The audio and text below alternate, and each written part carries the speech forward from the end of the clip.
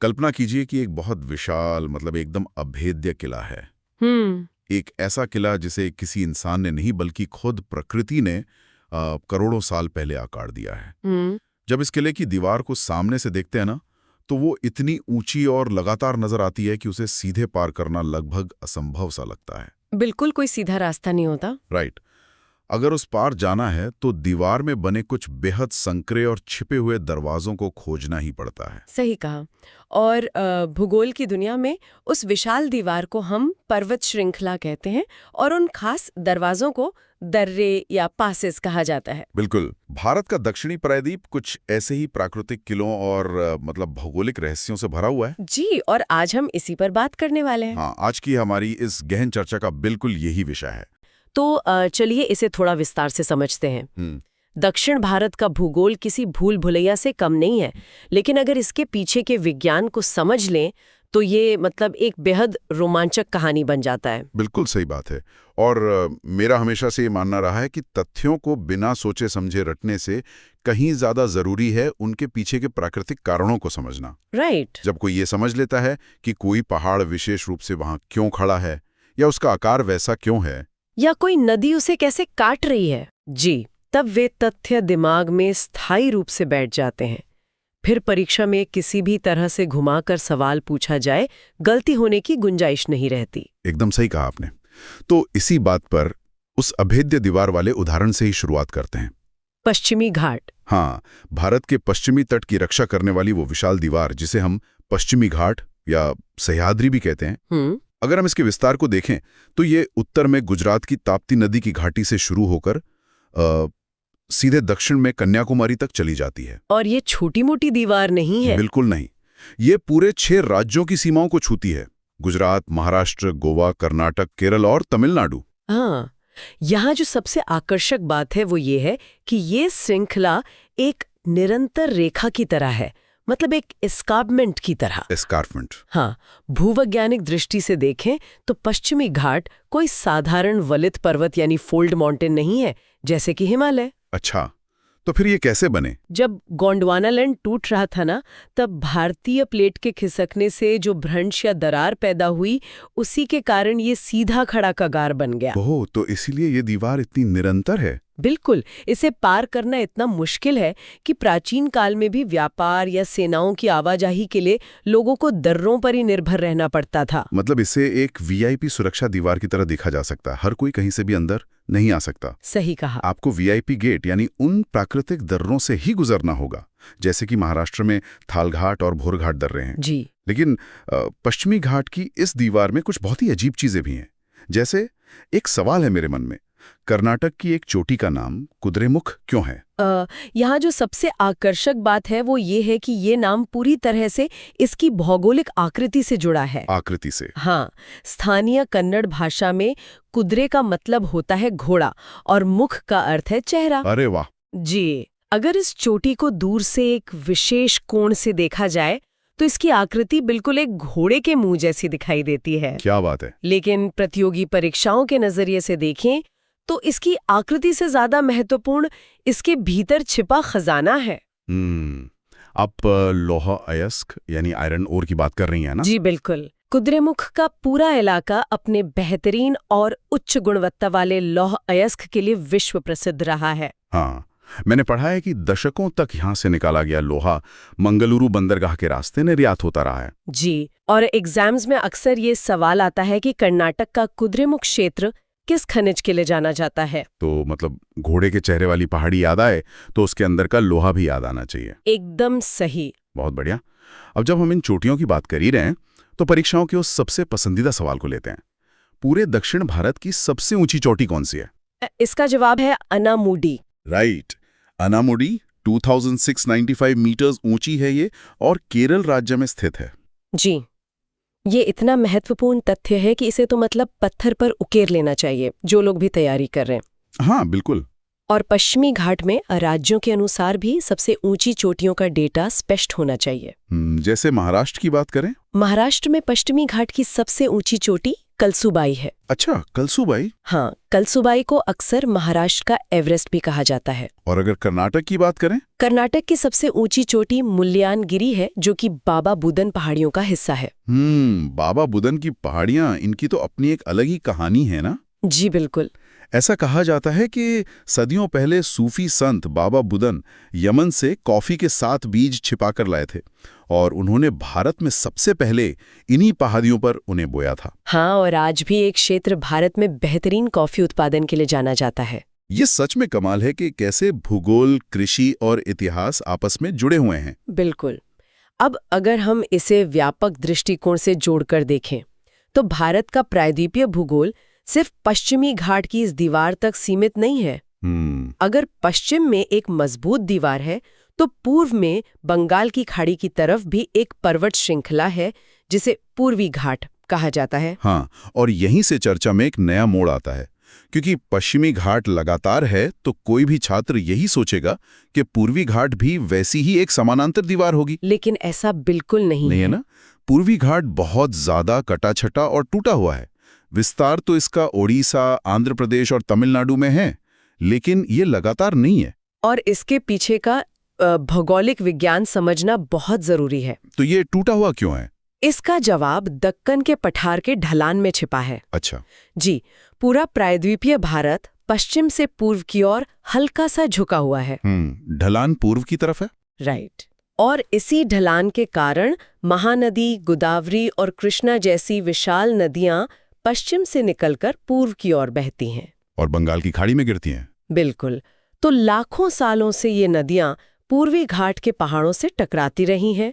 पानी के तेज बहाव ने इन पहाड़ों को जगह जगह से काट दिया है। ओह, तो मतलब नदियों ने घाटियां बना दी हैं और श्रृंखला को तोड़ दिया है। पानी ने चट्टानों को काट दिया। जी, प्रकृति से बड़ा मूर्तिकार कोई नहीं है। सच में।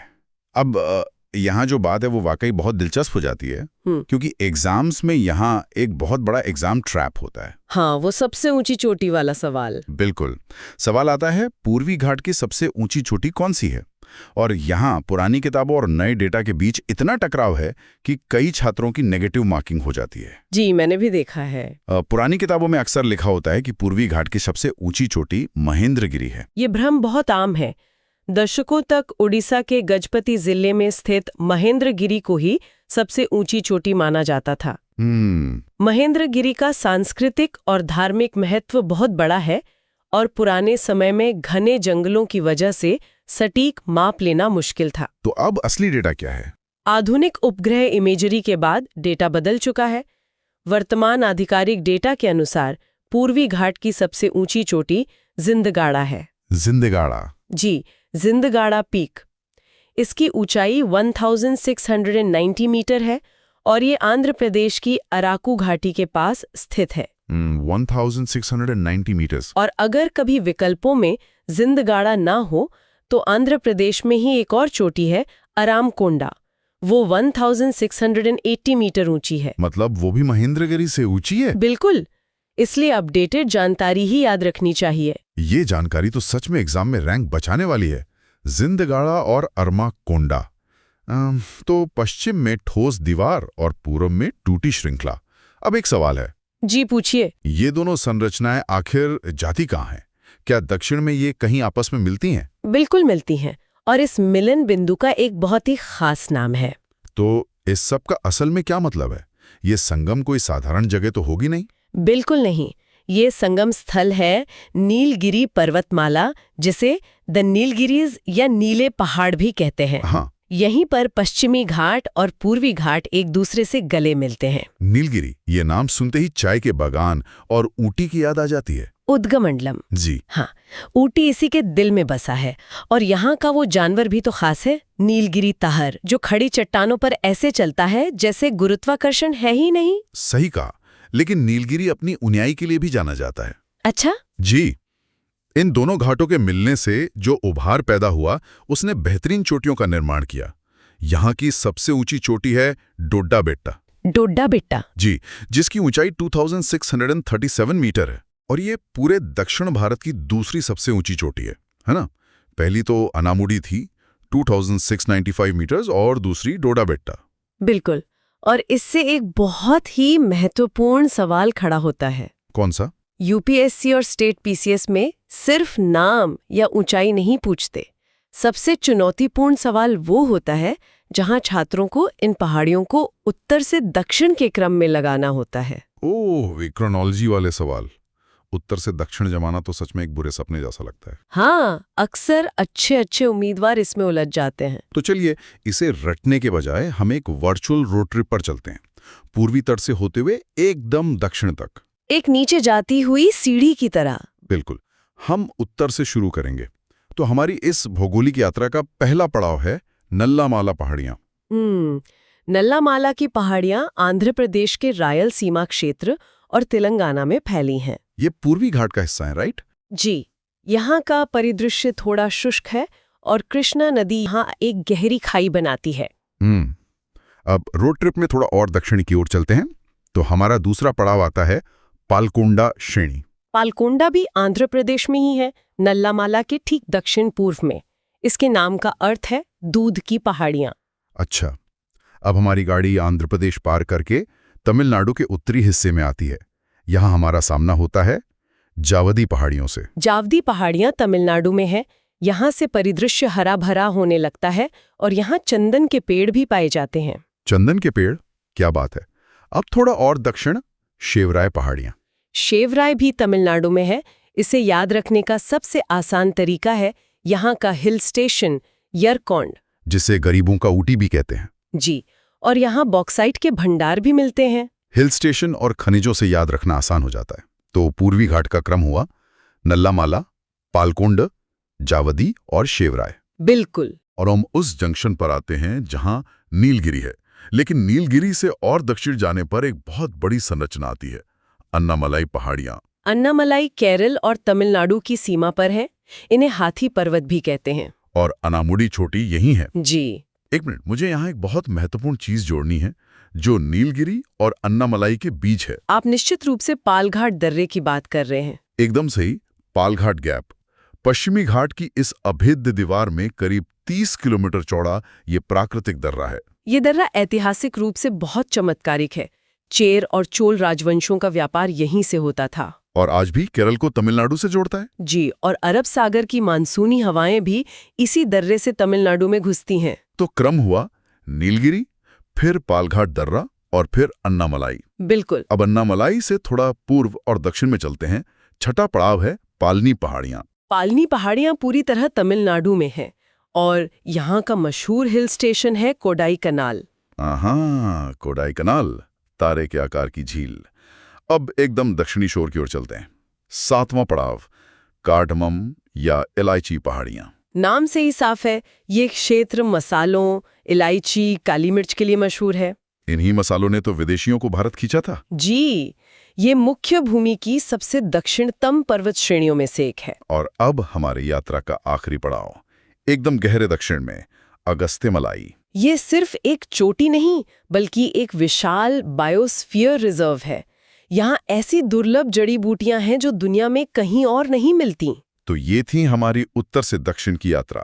नल्लामाला, पालकोंडा, जावदी, शेवराय, नीलगिरी, पालघाट, अन्नामलाई, पालनी, कार्डमम और अगस्त्यमलाई। अगर कोई इसे ऐसे याद रखे तो कभी नहीं भूलेगा। ये पहाड़ सिर्फ चट्टाने नहीं है, ये तय करते हैं कि मौसम कैसा होगा और नदियां कहाँ बहेंगी। बिल्कुल, भूगोल तो जीवन का आधार है।